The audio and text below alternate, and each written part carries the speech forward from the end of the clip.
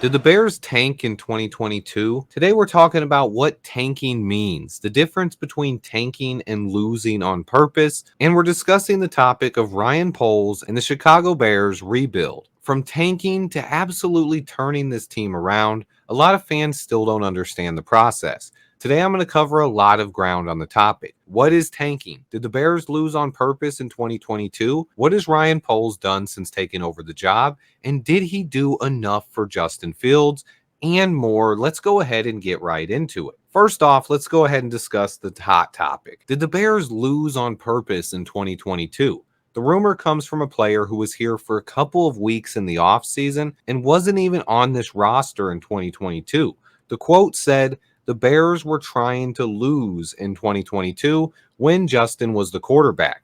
And yes, the moves the front office made clearly indicated a team that was rebuilding. We needed to rebuild. This roster was trash.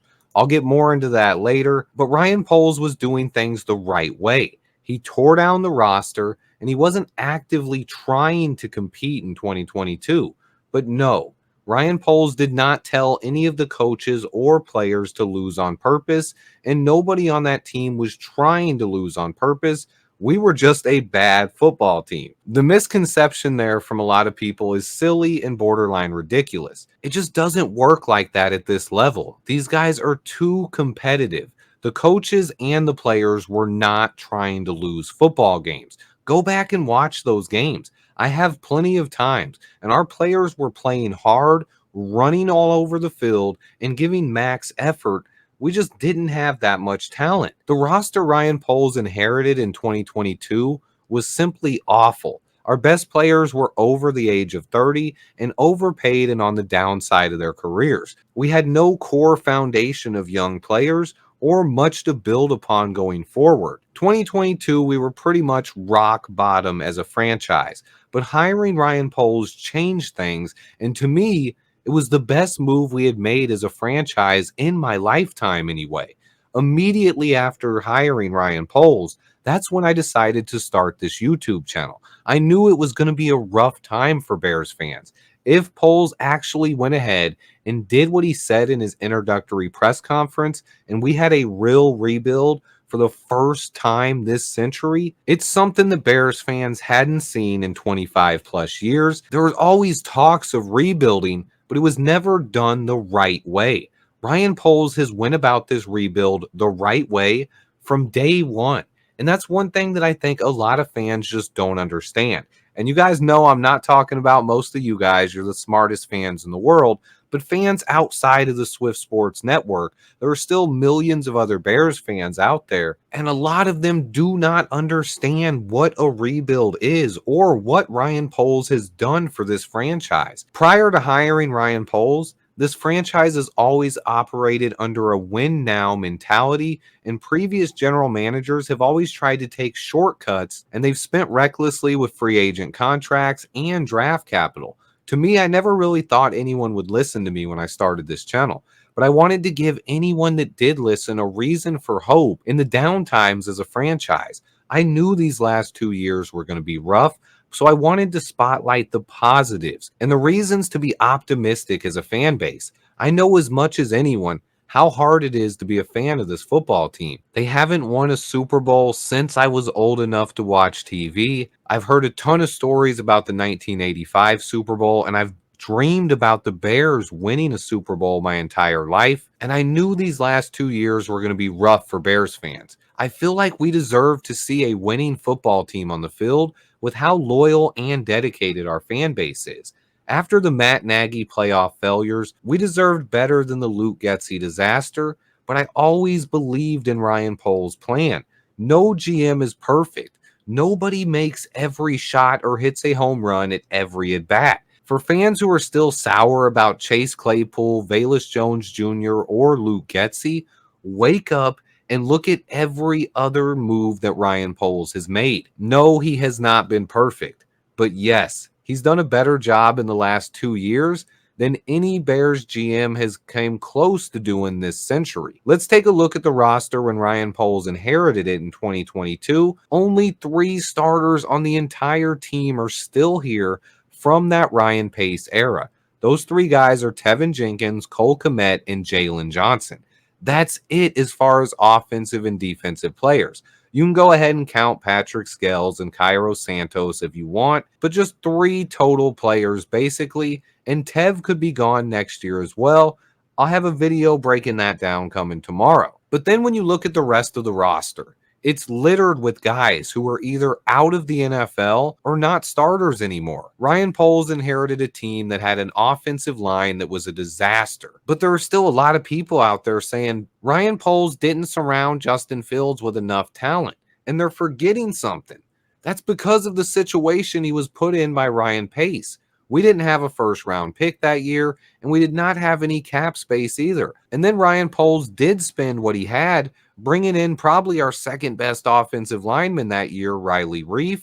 If it wasn't for him, that line would have been worse. On top of that, he hit on his fifth round rookie, landing starting left tackle Braxton Jones, who was actually better than the other options he inherited on the roster. Our wide receiver room was a joke, and our defense was just a disaster.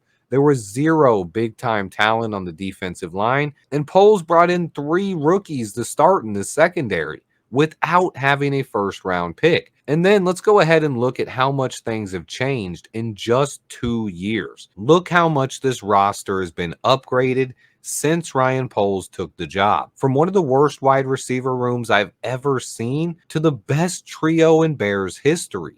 Instead of getting stuck in a Daniel Jones type of situation and having to pay Justin Fields big time money, Poles reset the quarterback clock with one of the most talented QB prospects that I've ever studied, and he's drastically upgraded the offensive line, even though I do not believe he's done there yet. And then onto the defense, where he has completely revamped and upgraded this entire side of the ball. We have an entirely new front seven. Not a single player remains from our defensive line or linebacker group from when Ryan Poles took the job. He has completely rebuilt the secondary as well around cornerstone Jalen Johnson, our one remaining player from the defense. It is impossible to look at this graphic and not believe that Ryan Poles is doing things the right way. This team in the future of this franchise was in bad shape just 2 years ago. Now, today, we are one of the youngest and most exciting teams in the NFL. For back-to-back off seasons, we have been the talk of the league, and Ryan Poles has really turned things around. So let's go ahead and talk about the biggest narrative of them all.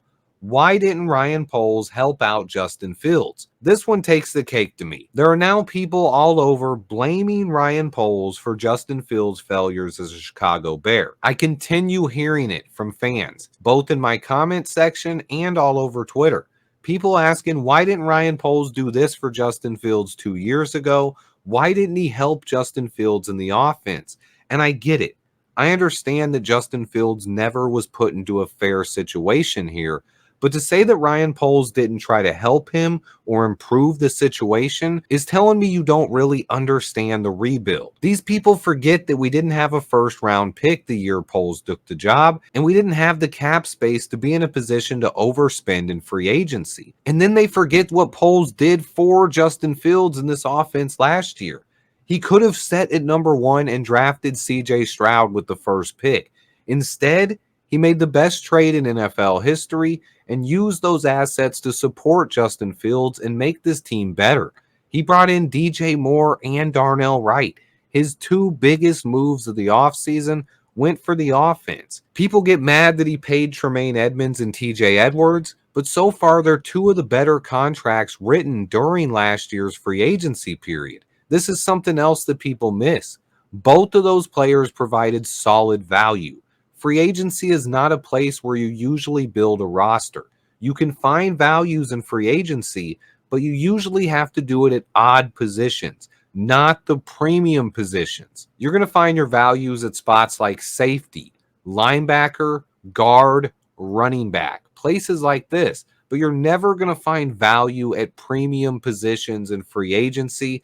That's just not realistic. You can't expect to build your trenches through free agency, especially at offensive tackle or defensive end. The best players at premium positions are usually not in free agency. And when you think about that and add in that context there and realize that Poles has spent some big money to pay guard Nate Davis and that Ryan Poles has been building this team the right way, drafting Darnell Wright, Rome Odunze, Caleb Williams, and building this team from the bottom up. It's never been a one-year plan.